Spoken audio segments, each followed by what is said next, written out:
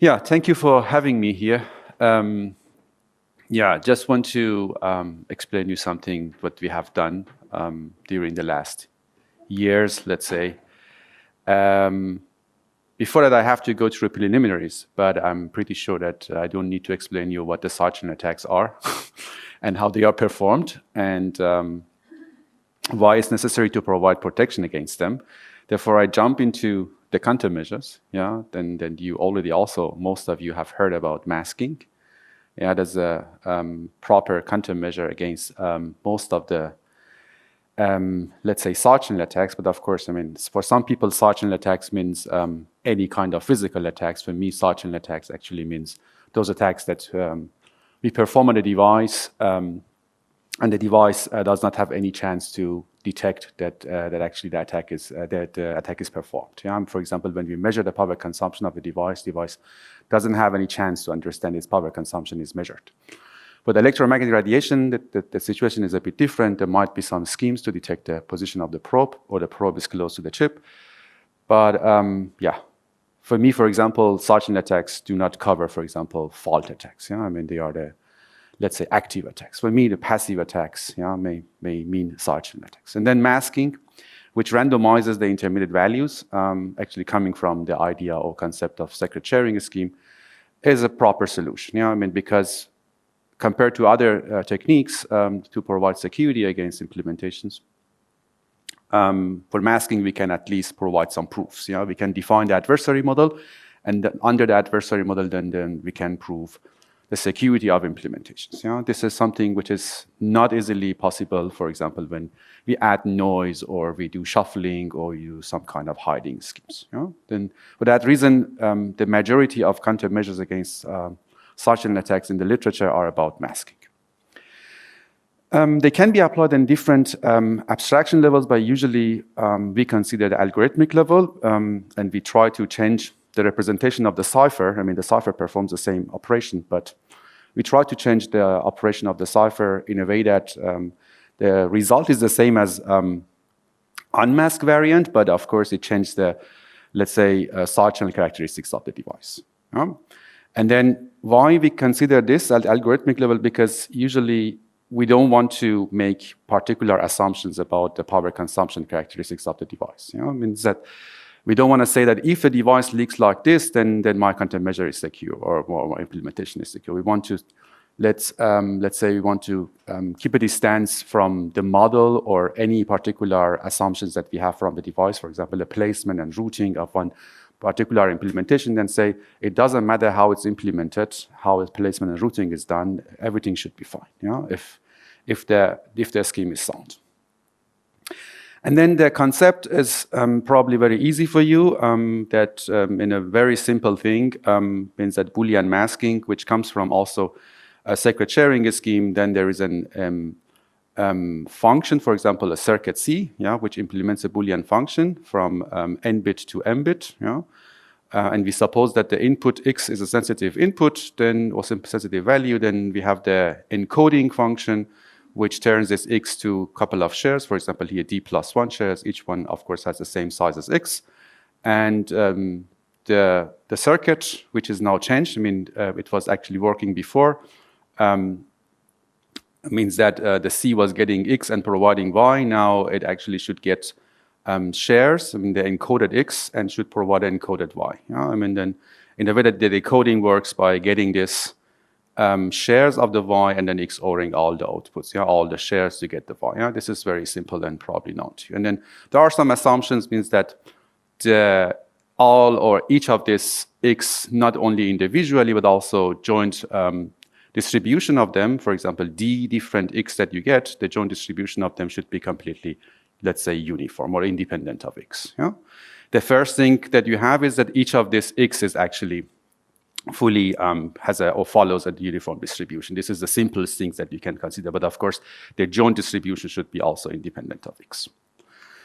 Now, this concept was developed 1999, and then was used in software, and also there were some tries to implement this in hardware. Why moving to hardware? Because let's say we want to have lower latency with respect to number of clock cycles or respect to the frequency of the clock. Yeah, it means that in software you have a lot of operations to perform. Then you want to do it, because you care about the performance. Yeah, and the first try was 2005. Yeah, getting that. Okay, we just make a function which receives this x0 and this is x1. If I get back to this representation, yeah, which d is 1 means that x0 and x1 exist, and this is actually x0 and this is x1. And both of these shares are given to this function, which is also a masked box in a way that if you get this output s of x and XOR with another m prime, and m prime can be also given to this function, or can be a function of this m. Yeah, there are different representations, but then this should be actually a masked representation. And then roughly the same authors have did the analysis, and said, okay, this actually looks the same as an unprotected implementation. And they provide also a model because, common models at that time using the Hamming weight model, Hamming distance model with the CPA for the DPA didn't work well. And then they provided another scheme and method and said, yeah, let's count the number of toggles inside the circuit. Means that this circuit has a lot of toggles when new x0 and x1 are given, x0 and x1 are given, and then just count the number of toggles which are happening inside the circuit because of the different delay of the gates and the routing and so on. And then the number of toggles will be dependent on actually x, not only on x0, not only on x1, of course, the joint representation of them. And then the reason said to be actually glitches, and saying that, okay, the glitches actually make the problem here. And then there was another try, 2008, which was a very compact, perfectly masked AESS box, which was actually following the same concept, but making it more efficient. But actually, it was also shown to be to have the same problem and the same issue. Means that you can actually know you don't need to toggle the number of toggles, and then you relax some models and representation how to perform the attack here. After these years, we actually learned that it doesn't matter which model you select or how you implement. You don't need really to have deep knowledge about the implementation. When the device is there, when one combinational circuit is receiving both shares of a secret sharing scheme, there is no guarantee that the leakage of this function is actually independent of the secret value. And you may ask me, what are actually the glitches? Some of you are very familiar with this. I need to shortly go through this, that actually the glitches are unintended transient changes in combinational circuit. If you want to have an example, you have this small combinational circuit, which has A and B as input and D as the output. And you see that this NAND gate first has 0, 0, means that the output D should be 1, which is actually it is, the case.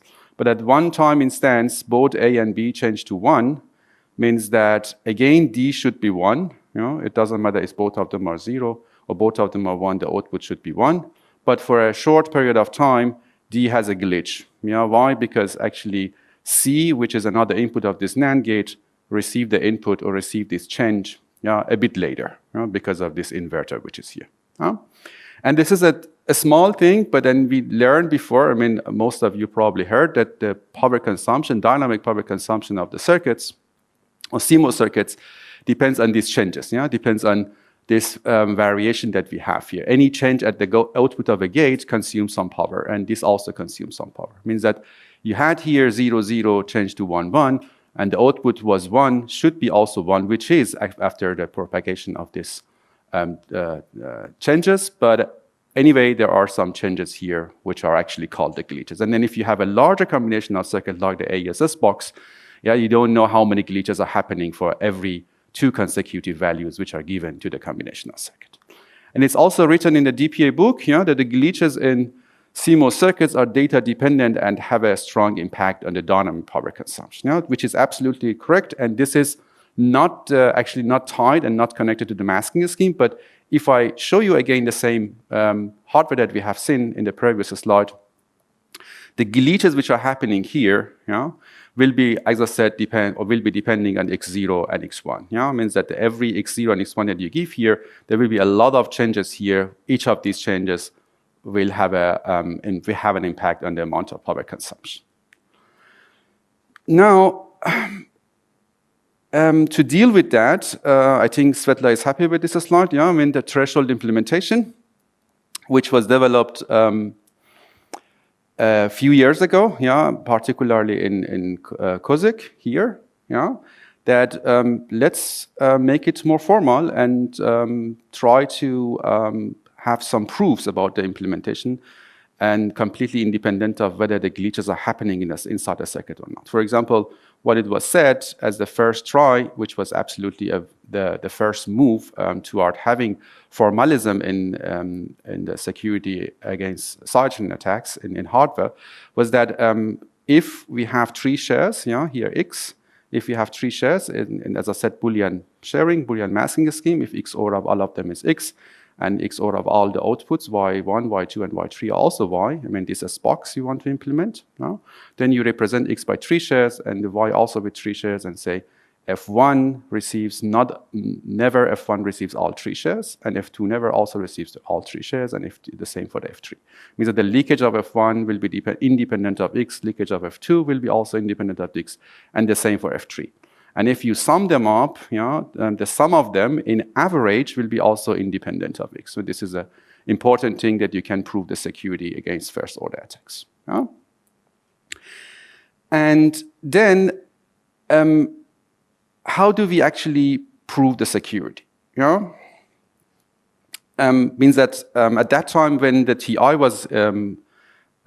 was introduced, there was some thought about, okay, how to prove the security, but I have to say that first in the areas of masking, then the first model was built based on noisy leakage model, means that if there is an X inside the circuit, I mean, suppose that it's a single bit value, or I mean, can be also a larger field, and then X plus some pointer, some form of noise is actually leaking. Means that you can actually have a function, a leakage function over X plus N, but in the simplest way, you can say that this leakage function is identity. Yeah, it means that the same value X is leaking in the worst case, plus some noise because of your measurement setup.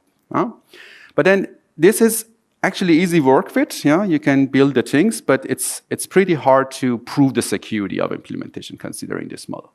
Yeah, I'll have to say that this is the most simplest and most relevant model to reality, but it's very hard to prove security when you consider this model. I mean, you have to make the adversary model, and then the adversary model, for example, is based on the level of the noise that you have, but then you cannot really or easily model the noise of your implementation. And then if you have one implementation saying that this has that amount of noise using this measurement setup, you cannot actually transfer it to another setup and saying with another setup, still my implementation is secure using that proof that you have provided.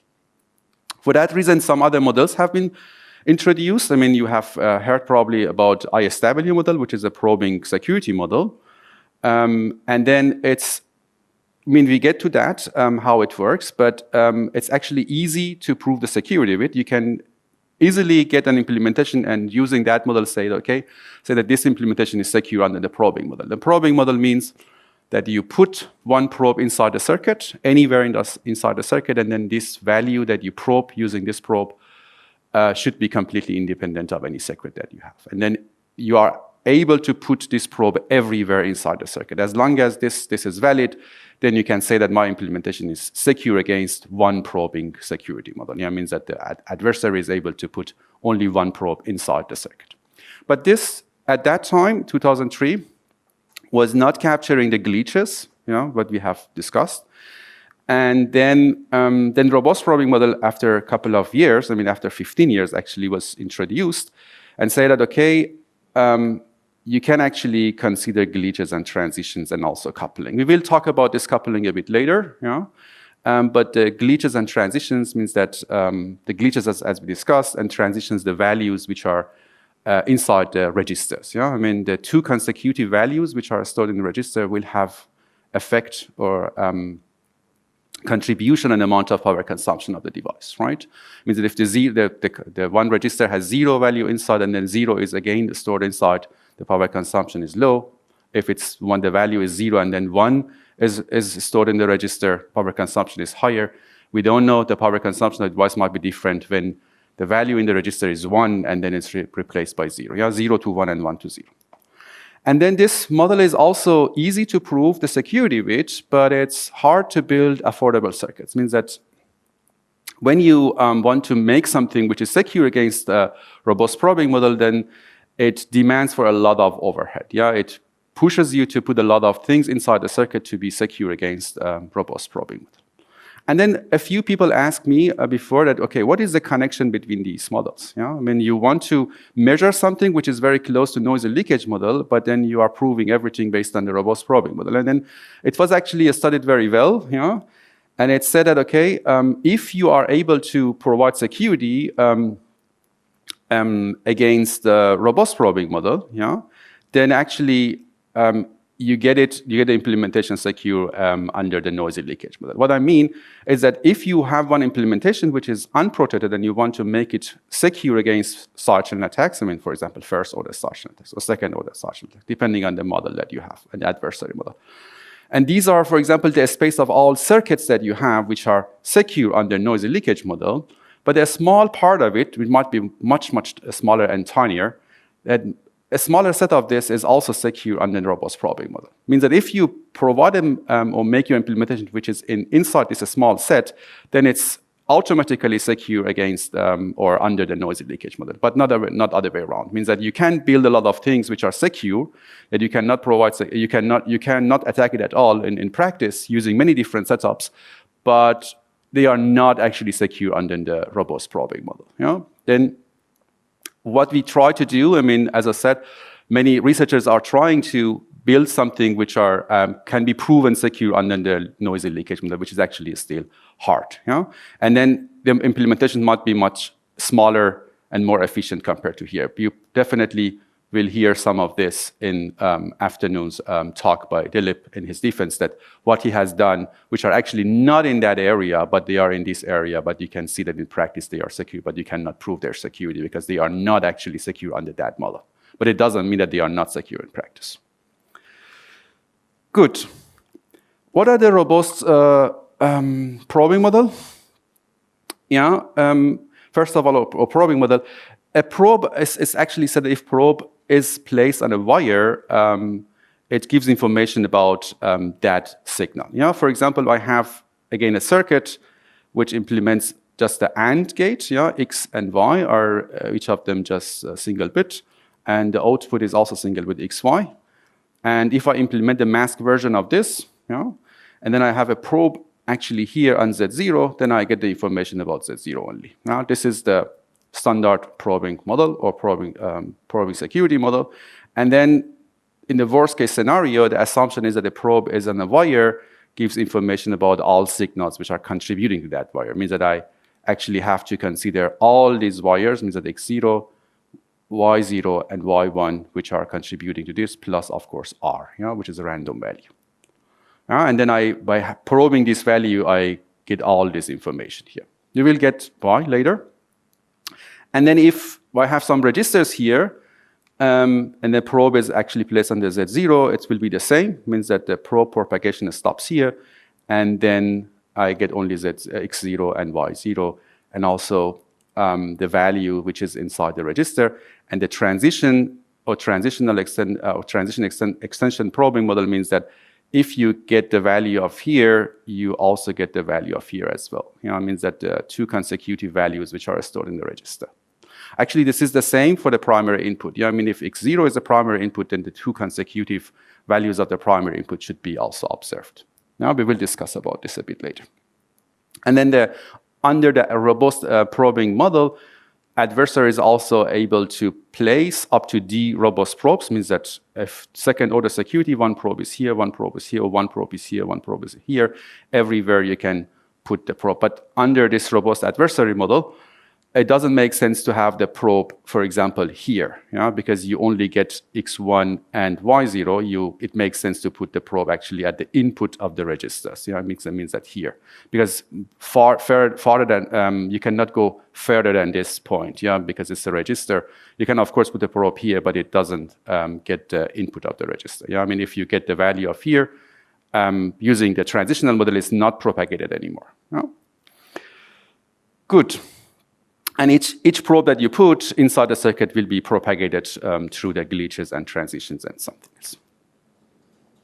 But one question is, where actually does glitch extension come from? Why do we consider this, having the probe and the output of a combinational circuit and saying that it sees all the inputs? Yeah? Just want to show you here something which is a visualization of the power consumption traces that we measure by oscilloscope, yeah, or electromagnetic radiation, the same.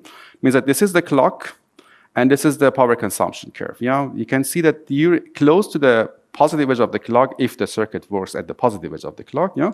Then you see a lot of changes because, again, as I explained, dynamic power consumption of the circuit. Yeah? The dynamic power consumption is relevant to the changes which are happening inside the circuit. Then you see a big bump here, and again, big bump here, and so on.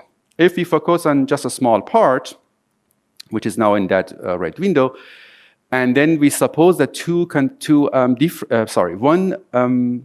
intermediate values of the circuit, yeah, and there are two different cases, means that one intermediate value of the circuit has such glitches inside for one input and for another input. Yeah? The same signal inside the circuit, and they are, for example, glitches at the output of the combinational circuit, yeah, which or whose power consumption is plotted here.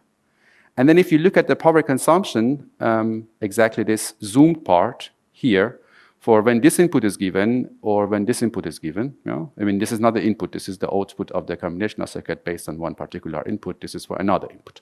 And then you see these differences. You know? I mean, the power consumption will be something like this. It means that during the, measuring the power consumption, you never see these changes, yeah, in time. And also with electromagnetic radiation, rarely you see these things. Yeah? Because what we have here, or how we measure the power consumption usually, is something like this. Yeah? It means that you have a crypto core, and there is a resistor at the VDD pad, I mean, the best thing that we can do.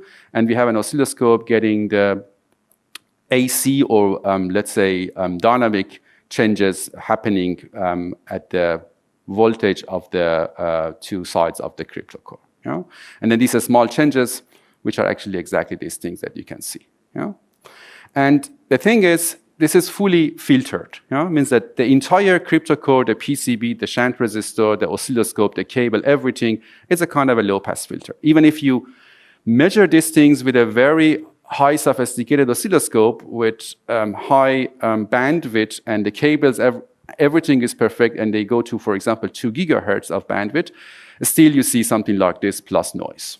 Means that it doesn't help you, because everything that you have here is because of the PCB, because of the resistor, because of the where the VDD is or how the VDD is provided, because it's usually provided by one voltage regulator. And these voltage regulators are not really fast, means that if you sink the current from them, the amount of voltage is dropping slowly and then coming back also slowly. And then the bonding wires inside this crypto core, everything is happening or contributing to this low-pass filter, and then you see actually these things. And then what we say if you have you cut this line and say, okay, I just look at this time instance, you see the differences. You know, you see the differences actually belonging to different inputs which are given to the circuit. And if you put this or move this line somewhere else here, you see also differences. It means that if you have two different inputs, you know, one point in time, you will find one point in time saying that, okay, the amount of power consumption are different, because the shape of the glitches happening inside the circuit are different. You know? When the shapes are different, then the shape of this power consumption curve that we measure is also different. And then we say, if you, and then the shape of the glitches are actually unique for two consecutive values given to the combinational circuit, then we say, then having one probe on the circuit at the output of the combinational circuit means that actually we see one of these points, or we see the entire curve of one clock cycle. Then you get information about actually the shape of the, the shape of the glitches, and then you say, then if it's unique, then you can get from the output, the combinational circuit, back to the inputs of the combinational circuit. But of course, this is over-conservative, yeah, and actually is overly conservative, particularly for the glitches. This robust probing model. It assumes actually information propagation, even no propagation exists in the circuit or practice. And then robust probing model may actually falsely classify secure circuit as insecure. For example, suppose here we have an AND gate, just AND gate, and then x prime and x1 are actually two consecutive values given to the one line of the AND gate, and y prime two consecutive values to the input, to the other input, and z, the same for z and z prime. And if both two consecutive values of x are 0 and the same for y, I mean, no changes actually happen at the output of the gate. Yeah? And then if you observe this and look at put a probe on the z, you don't get any information about the x prime and y prime. And the same if it's the case. Yeah? If one of them is 0, tied to 0, the other one changes from 1 to 0, the output doesn't change. And the same for 0, 0 to 1, 0, the same for 0, 1 to 0, 0, and so on. Yeah? Then there are definitely a couple of cases that if you probe the output, you don't get information about these 4 values. Yeah? And then we need, let's say, a more accurate data-dependent glitch propagation or glitch extension. And this is what we have done. And then before showing how the new model works, I can give you 2 examples. Here, you may heard about the LMDPL, which is a scheme, which is a scheme introduced 2020. And then actually is built for the low latency, means that if you combine masking with DRP, dual rail pre-charge logic, then you have the opportunity to connect the gates together without introducing any latency to the circuit. Means that with a fixed latency, it doesn't matter how large a circuit is, but the number of clock cycles is always constant. And then the thing is here, the part of the circuit which is built by the DRP or dual rail pre-charge logic doesn't have any glitches. Then the robust probing model or glitch extension probing model is actually questionable here, whether the probe should be propagated, or since there is no glitch, the probe should not be propagated. And then another one, which was also introduced 2022, which is called COSIC, was saying that, okay, this is the DOM, domain-oriented masking, AND gate. And then now let's replace every gate or replace every signal but dual rail pre-charge logic, and then DRP, and then replace all these gates with also the DRP gates. Then you don't need these registers, because it was supposed that, okay, if you don't have, because you put the register to stop the propagation of the glitches, which is actually shown to be not true, because we also, having the registers, we synchronize the inputs to the combinational circuit, not only for propagation of the glitches. And then he said, okay, if the circuit doesn't have any glitch here, because it's a DRP, I mean, it's known to be glitch-free, but then we don't need the registers, and actually the question is whether we suppose that the probes are actually propagated or not. If we suppose that the probes are propagated, it doesn't matter if there is a glitch or not, then none of these schemes will be secure. If we consider that the probes are not propagated because there is no glitch, then both schemes are actually secure, which is actually not fitting to practice, because in practice, this showed really security, and this doesn't show security when you measure it. Another example is introduced last year at DATE. It was saying that, okay, you have the ISW. I mean, the ISW, this is not exactly what is inside the ISW paper. ISW means this probing security model paper. But it's actually a representation of the AND gate here, because x0 and x1 are the shares of the x, and y0 and y share of the y, the same for the z. And it was actually built like this. In software, if you follow particular order of the operation, then it can be secure. For example, you say, I first calculate these two, I mean, x0 and xy, and I XOR it with a random value here, and I save this. And then I calculate afterwards these things, and then I XOR these guys. It means that this value which comes to the XOR is always blended by the R, then this is completely independent of the input. And here x0, x0, and y0, then it's not a problem. With software may work, And then in hardware, DOM or domain-oriented masking is exactly the same, but saying that, okay, you need to put 2 registers here, these 2. To exactly that what I said, the value which will be XORed here should be independent of actually the secret. Then it doesn't matter, it's blended by Y, and then it will be XORed, no problem. And then in this last year, in this DATE date paper, it was said that, okay, you want to have this order of operation instead of the register, let's put some delay elements here. And then this will be delayed, and then afterwards will be XORed by this.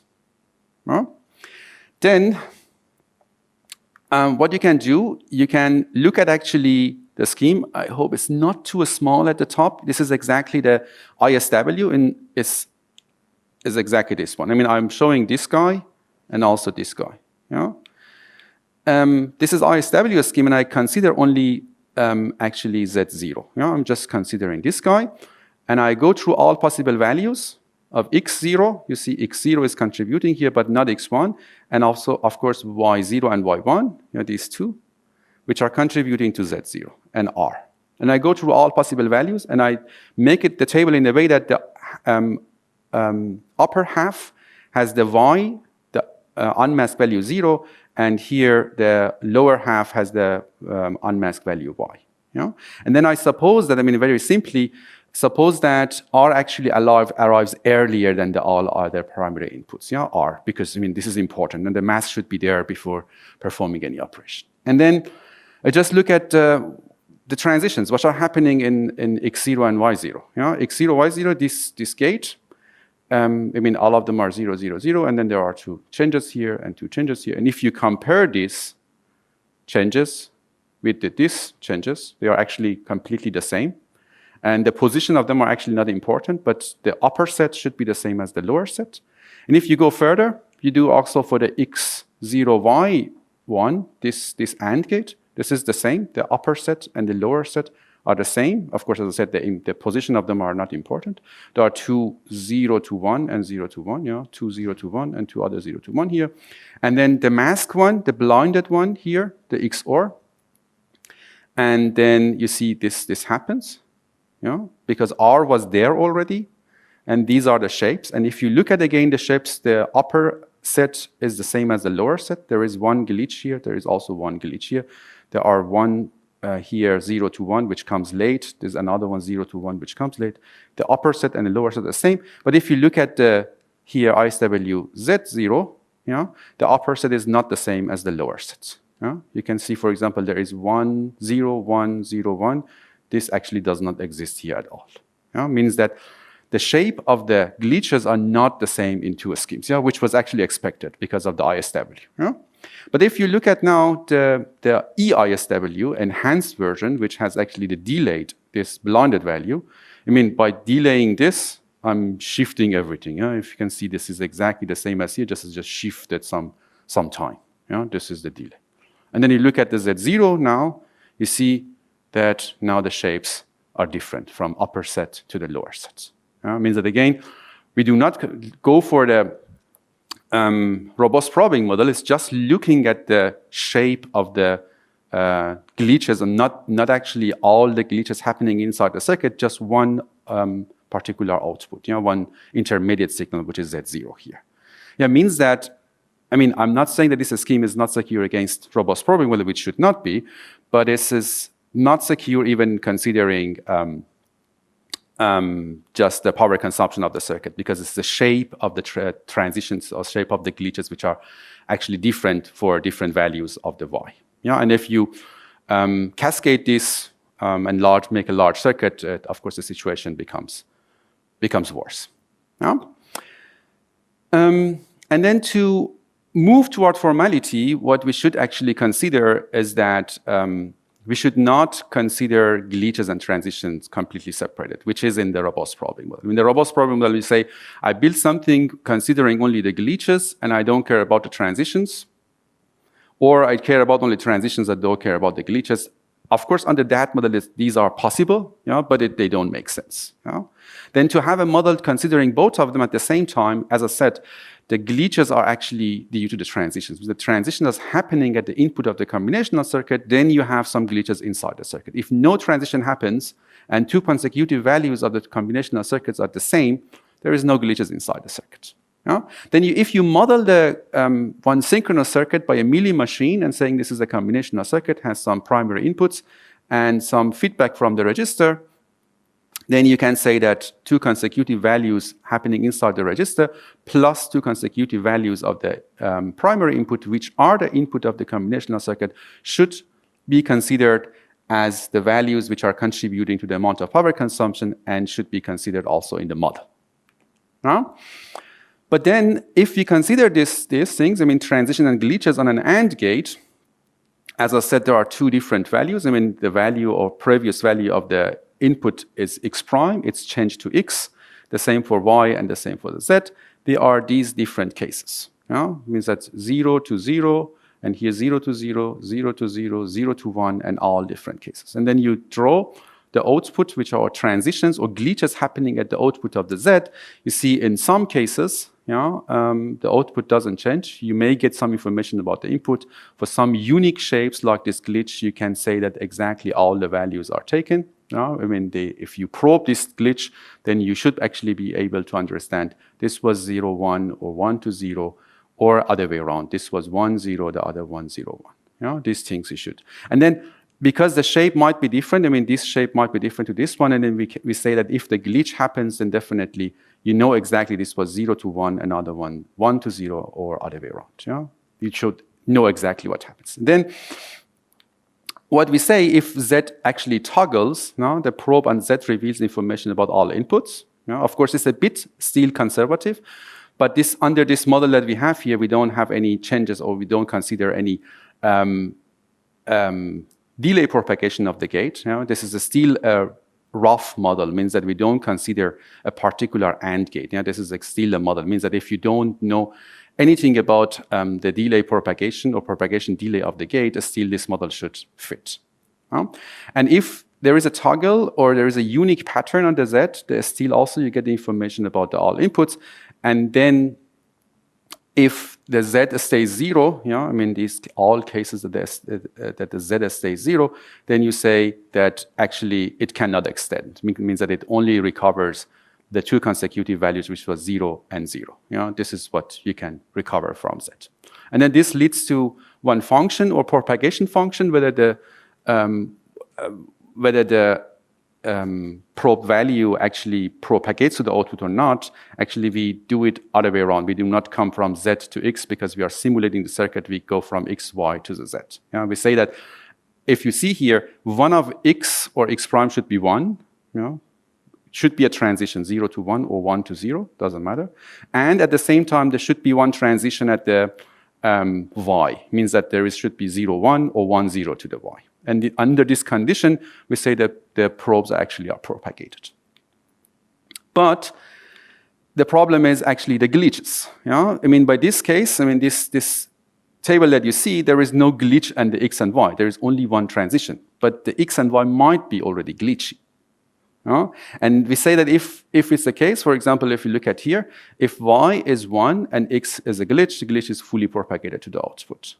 The same here if the other Y is glitchy, but if Y is 0, the glitch is not propagated. And then in the worst case scenario, we say if we cannot guarantee that the glitch on the input is not propagated to the output, then we assume that if one of the inputs is glitchy, then definitely the output is glitchy. Then we change this model and we consider one more parameter here, which is a glitch. We say that, as I said, there is a transition for X, 0 to 1 or 1 to 0, or the input is glitchy. The same for Y, means that there should be a change on the Y, 0 to 1 or 1 to 0, or the output, the input Y should be glitchy. And then what is this glitch? The glitch function is defined. Now, based on the fact that if you look at here, again, X is 0 and the new X is 1, meaning that there is transition from 0 to 1. And at the same time, Y is changing from 0 to 1. And or you can say here that the other way around means that the X is 0 to 1 and Y from 1 to 0. Or you continue by this by considering whether the input, the previous input of X and Y are also glitch. This can be extended. And now, of course, you start simulating the circuit by considering the first clock cycle that the G is 0. It means that the inputs are not glitch. The primary inputs, which are coming, for example, from the registers. By this, what we can do, I mean, considering this robust and relaxed probing model, you can now actually prove the security of this scheme, which is secure, which is fitting to the reality, and prove also that this scheme is insecure. What I want to say that if the circuit does not have a glitch, it doesn't mean that its power consumption is independent, or if you mix it with the masking, then you don't need to propagate the probes, because inside the circuit, what we discussed about that the glitches or shape or the pattern of the glitches are different for different inputs. Not only the shape or the pattern of the glitches, the shape of or pattern of the changes inside the circuit. Even if one single, if every intermediate signal only changes once per clock cycle, it means that if all of them are also glitch-free, then the shape of the changes inside the circuit might be different. And this model helps to actually capture this. Then you may ask whether we have a tool or not. I mean, in addition to manual proof, we need definitely a tool usually to check the implementations. And then you may have heard about the ProLead. This is a tool that we built roughly 3 years ago. And now the ProLead is extended to cover this. Means that you can select that you want to have a robust and relaxed power model or probing model. And then for those who are not familiar with ProLead, this is a simulation-based scheme. I mean, the output of the ProLead is not based on formal verification. It's not checking exhaustively. I mean, you select some inputs. Some inputs, you can select 2 different inputs. You select more inputs. And then it runs one statistical test, and checks whether based on the probes that you put, the intermediate values are independent of the circuit or not. And it's compared to other tools, it can actually cover the full mask ciphers. I mean, you have full mask AES. It's still possible to check it. Of course, you need a server with a lot of cores and a few terabytes of the memory. Otherwise, it will not run on your laptop.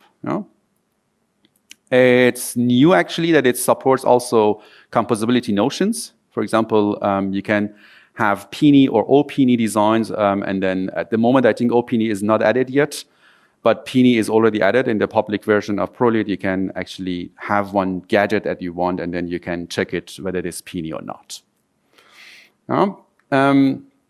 This is the link for the GitHub, but how it works. This is developed for ASIC tools, ASIC designs. Means that you have your RTL, which is a hardware implementation of AES or gadget or anything else. Then you synthesize it by a particular netlist, for example, NAND gate 45, and then get a netlist.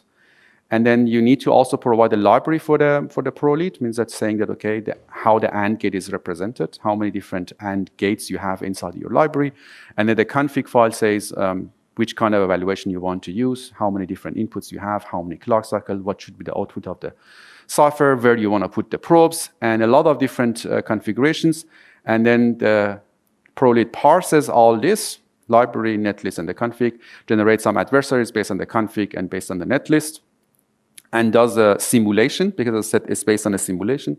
And you define how many simulations you want to run, for example, 100 million simulations or even more or less. And then at the end, it does the statistical evaluation. As I said, it's based on a G-test. This is a statistical test. And then at the end, it gives you a report. By some confidence level, it says whether it found some probes which are passing the threshold, means that these 2 intermediate values, or different intermediate values of the probe for 2 different inputs, they are different from each other, or no, they are very close to each other, their distribution. And a bit about the benchmark, if you are interested, because this relaxed model needs much more resources and also time. Comparing, for example, here, if you have the TI AES, with the first order with 3 shares, using the robust model, the same tool, ProLead, you need roughly 20 minutes. But then, of course, say here, it's around 400 gigabytes of the memory. But then under the relaxed model, you need more than a day and almost 2 terabytes of the memory. I mean, you see that you make the model more accurate, then it takes much more time and more resources to examine the security of one implementation under that model. As I said, the robust probing model is nice, but it's over-conservative. But if you want to be over-conservative, it's not a problem. You spend less less resources to check, but your implementation might be a bit larger. Yeah. This model helped us to have a new design. It made it possible to design something which is based on LMDPL. As I said, LMDPL is something with low latency, with one clock cycle, completely independent of the size of the circuit, and it was bonded to only first order. Now it's extended to higher order security. It uses dual rail pre-charge logic, as I explained, based on the LMDPL. And I mean, I don't want to go to the details here, but if you have any questions after the talk, I will be happily answering you. This is the extension of the, as I said, LMDPL. It's called CCHPC. It's a constant cycle hardware private circuit. And then the latency of the circuit is a function of the security order. Yeah? I mean, similar to LMDPL, if you want one first order security, then D is 1, and then you have one clock cycle. Doesn't matter how large your circuit is, the AESS box or a couple of the AESS box after each other, doesn't matter. But of course, the critical path delay of the circuit becomes much larger. Or if you want to have the third order, then D is 3, and then you need to wait 3 clock cycles since the output is actually provided, which is similar to one of the schemes that Dilip probably will explain you today afternoon about the higher order TSM, yeah, higher order time sharing masking schemes. Yeah? Then that when you go for a higher order security, then you have you need to spend more clock cycles. Yeah, you may ask what else, what we should do still. I mean, what we did not discuss about was the coupling. Yeah? The information about the coupling is only available in the placement and routing. Means that when 2 signals are close to each other, then yeah, there might be some information passing from one to another one. I mean, there are different kind of coupling, but it's still questionable whether we should consider this into the model, for particular in ASIC designs. If you make an ASIC and then you have the GDS2 file, I mean, GDS2 file explains or has the information or the placement and routing of your circuit. Yeah? Not only the net list of your circuit based on the library, also the positions of the gates and the positions or how the routing is performed between the gates. If we want to include this in the security evaluation, then we need to also parse and read the GDS file. It's already actually supported in ProLead, but not for this purpose, yeah? For fault injection evaluation, because ProLead is also able to do the fault injection evaluation and also some form of combined evaluation against both attacks. I mean, when the faults are injected and also the sargent leakages are measured. But still, we are dealing with this to consider how we should consider propagation through the coupling. But I'm personally not entirely sure whether this should be considered in any real product. Yeah? Might be nice in theory, but in practice, I'm not 100% sure. But the situation actually is different to the FPGAs. Yeah, because most of these tools that we have, ProLead and Silver and some other tools by other groups, for example, MaskVerif, Iron Mask, and so on, they are all based on either the netlist of the ASIC design or some kind of a pseudocode of the implementation. Yeah? But the FPGA designs are totally different. You know? If you make your implementation on the FPGA and you measure it, sometimes, I mean, I heard it from many different people. I have seen them in the lab as well. You have one scheme which is totally fine. I mean, this is probing secure and everything is fine, and then you care about the transition as well. And then you see still some form of leakage. What kind of a leakage? You perform the TVLA, you know, the leakage assessment, and you see it's slowly passing the threshold. You know? And then you change something inside your design, changing the placement and routing, and then you see the leakage is gone or even worse. You know? And the reason for that actually is that what we do in the FPGA and the FPGA actually are somehow secret target, means that you don't know exactly what is happening inside. I mean, some information are available, not but fully. The gates are implemented or realized by the lookup tables, flip-flops, of course, with the flip-flops and registers, and there are switch boxes and switch matrices. You know, suppose that here, you see here, there is a CLB, and there is another CLB, and there are some routing between them. This is inside the CLB is a LUT. There's another LUT here, and then there are some switch boxes. Switch boxes means that they are configurable, and they pass information from one side to another side. But they are configurable during the configuration of the FPGA, yeah, but the bit stream. Means that if this signal, yeah, is able to be connected to here, and this signal is also able to be connected here, there might be something between them, yeah, but we don't know exactly how the switch boxes are implemented, for example, by Xilinx or AMD. Yeah, we don't know. But this is something that we can consider. Means that if there is a possibility of connecting this guy to this guy and this guy to this guy, then you may say there is an electrical effect between them. But if there is no way to connect, for example, these two lines, I mean, they don't have any shared output, which is configurable, then we can say then there is no coupling between them. I mean, depends whether we should actually call this coupling, you know, or this is some kind of, again, logical circuit which has some form of a leakage passing through different connections, because they are anyway built by some transistors. Yeah, this is something that we are currently doing, and this will be done soon.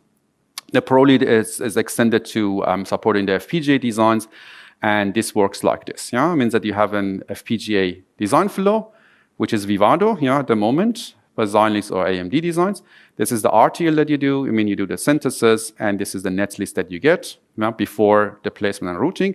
And you can actually do the gate level verification by ProLead at this level. It means that you get the output of the synthesis, similar to ASIC design, but this is the netlist based on the LUT, flip-flop, and multiplexes, which are written at the post-synthesis netlist of the circuit. And then you do the implementation inside the Vivado to have the placement and routed circuit. Yeah? And then this you can also get as the output or report, and this is a physical level verification that you can do with ProLead. Means that it reads also the output of this, which includes not only the lookup table, flip-flop, multiplexes, also the switch matrices. Now then you can have optionally the propagation based on the coupling, what we have discussed through the switch boxes, and then you can say, something is wrong, then you can reroute this. You can reroute this till finally the circuit or the design, the ProLead says you, okay, even considering the coupling here over the switch boxes or switch matrices, there is no leakage, and your scheme was actually clear and here at this point, and you definitely know that the scheme is secure at this gate level, and you make something which is also physically secure. I mean that you make the bit stream and then do the experimental evaluation or verification, which should fit to what you want to do. Yeah, this is something that we are currently working on. If I want to conclude, this is my last slide. I think I explained you the robust but relaxed power probing model. Yeah, sometimes we call it RR model. That we are able to model the same security level as the deprobing model. Means that if the scheme is actually secure under the robust deprobing model, it will be also secure under the RR model. But it's less conservative, but then actually covers the glitches based on the process data, not blindly saying that the probes are propagated independent of the input or the values of the circuit. And we also extended ProLead to cover this RR model. Of course, the runtime is increased, the memory is also increased memory requirement. And still, we are able to evaluate the mask cipher entirely. I mean, the whole mask cipher at low security order still are able to be analyzed. And we are able now to prove the security of some schemes like the LMDPL, and also prove the insecurity of some other schemes like the SESIM. And it helped us also to design a new gadget like the CCHPC, the constant cycle hardware private circuit. As I said, this is the extension of LMDPL to arbitrary order. And as I said, what we are doing at the moment is extending all these to support FPGA-based designs. Yeah, that was it. Of course, the acknowledgement goes to Nico, Felix, and Daniel, who have spent a lot of time during the last 2-3 years of working on these tools and these schemes and concepts. Thank you so much.